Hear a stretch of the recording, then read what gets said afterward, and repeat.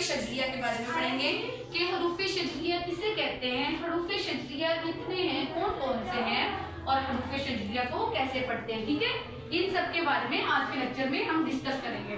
First of all तो ये देखें ना स्टूडेंट्स के हरूफ शजरिया किसे कहते हैं। जीम, शीन, या। जीम, शीन और या को हरूफ शजरिया कहते हैं। किसे कहते हैं? जीम, शीन, या को हरूफ शजरिया कहते हैं। ठीक है, समझ आई यहाँ तक ये हरूफ शजरिया किसे कहते हैं? जीम, शीन और या को हरूफ शजरिया कहते हैं। अब हरूफ शजरिया कितने हो गए? जीम, शीन और या 3। कितने हो गए? 3। ठीक है, यहाँ तक आप लोगों को समझ आई कि हरूफ शजरिया कितने हैं? 3 हैं।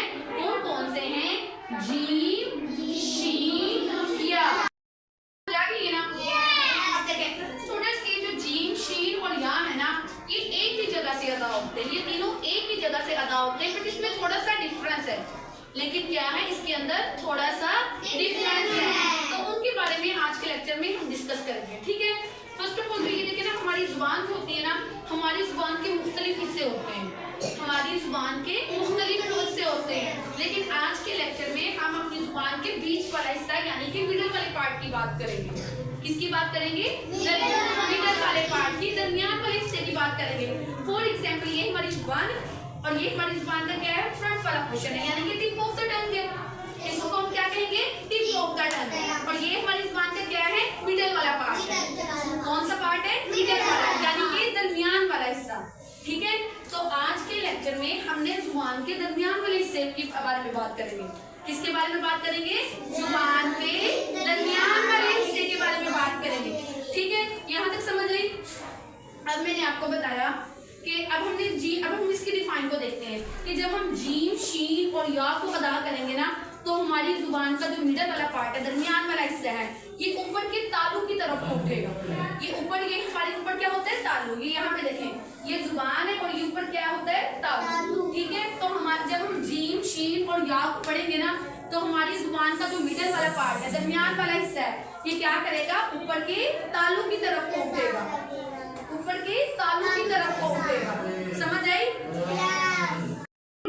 जब मेरी तरफ देखे ना, यहाँ तक आप लोगों को समझ आई है? अब आगे देखिए स्टूडेंट्स, अब ये क्या है? जीम। What is this? ये जीम की कौन सी शक्ल है? मुकम्मल। और ये जीम की कौन सी शक्ल है? गुड। और ये व्हाट इज दिस? शीन। What is this? शीन की कोई और शक्ल होती है? नो? यस। कौन सी होती है? मुख्तसिर शक्ल होती है। ये शीन की कौन सी शक्ल है? और ये क्या है? या। और ये या की कौन सी शक्ल है? और ये या की कौन सी शक्ल है? मुख्तसिर। यहाँ तक आपको समझ आई? ठीक है, अब आगे देखिए स्टूडेंट्स, हमने मैंने आपको स्टार्ट में बताया कि हम जीम, शीन और या जो है ना, ये एक ही जगह से अदा होते हैं, लेकिन इसके अंदर थोड़ा सा डिफरेंस है। अब हम उस डिफरेंस को देखते हैं कि इनके अंदर डिफरेंस कौन सा है। सबसे पहले हम देखते हैं जीम को। देखते हैं स्टूडेंट्स। देखें, जब हम जीम को पढ़ते हैं ना, तो हमारी जुबान का जो बीच वाला हिस्सा होता है, दरमियान वाला हिस्सा होता है, ये ऊपर के तालू के साथ जाकर ऐसे क्या कर देता है? अटैच हो जाता है। ऊपर के तालू के साथ जाकर ऐसे क्या हो जाता है? अटैच हो जाता है। मतलब ये कि इसके अंदर कोई गैप नहीं रहती। ये ऊपर के तालू के साथ जाकर ऐसे बिल्कुल मिल जाएगा। इसके अंदर गैप नहीं रहेगी, इसके अंदर थोड़ी सी भी गैप नहीं रहेगी, थोड़ा सा भी एम्प्टी स्पेस नहीं रहेगी, थोड़ा सा फासला नहीं रहेगा। ये ऊपर के तालू के साथ जाकर ऐसे क्या हो जाएगा? अटैच हो जाएगा, ऐसे मिल जाएगा। ठीक है, समझ आई? स्टूडेंट्स, ये सुनने से इतना अच्छा हमें पता नहीं चलता, जब तक हम इसकी प्रैक्टिस नहीं करेंगे ना। प्रैक्टिस से हमें अच्छे तरीके से हमें इसकी समझ आती है। तो प्रैक्टिस जो होती है ना, प्रैक्टिस से हमें पता चलता है कि क्या ऐसा हो रहा है। अब आपने इसको पढ़ना है और पढ़ते वक्त आपने देखना है कि क्या ऐसा हुआ कि टीचर ने बताया कि जब हमने जीम को पढ़ना है, तो हमारी जुबान का जो मिडल वाला पार्ट है, दरमियान वाला हिस्सा है, ये ऊपर के तालू के साथ जाकर ऐसे क्या हो जाएगा? मिल जाएगा। तो आपने पढ़ते वक्त देखना है कि क्या ऐसा हो रहा है? जीम। ये हमें पढ़ने से पता चलता है। जब तक हम इसकी प्रैक्टिस नहीं करते, हमें क्लियर नहीं होता, हमें अच्छे तरीके से इसकी समझ नहीं आती। नेक्स्ट है शीन। अब शीन में क्या होता है स्टूडेंट्स? जीम में तो हमने देखा कि हमारी जुबान का जो मिडल वाला पार्ट है, ऊपर के तालू के साथ जाकर ऐसे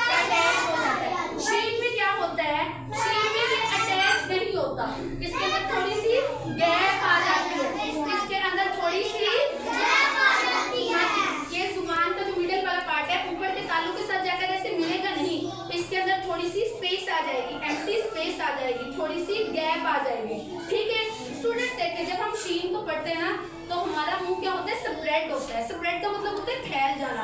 तो इसकी जो आवाज होती है ना, ये हमारे मुंह में क्या हो जाती है, फैल जाती है। ठीक है, तो जब हम शीन को पढ़ते हैं तो हमारी इसकी आवाज जो है ना वो क्या हो जाती है, स्प्रेड हो जाती है, फैल जाती है। हमारे मुंह में क्या हो जाती है, फैल जाती है, स्प्रेड हो जाती है। चलिए अब शीन को पढ़ेंगे। शीन शीन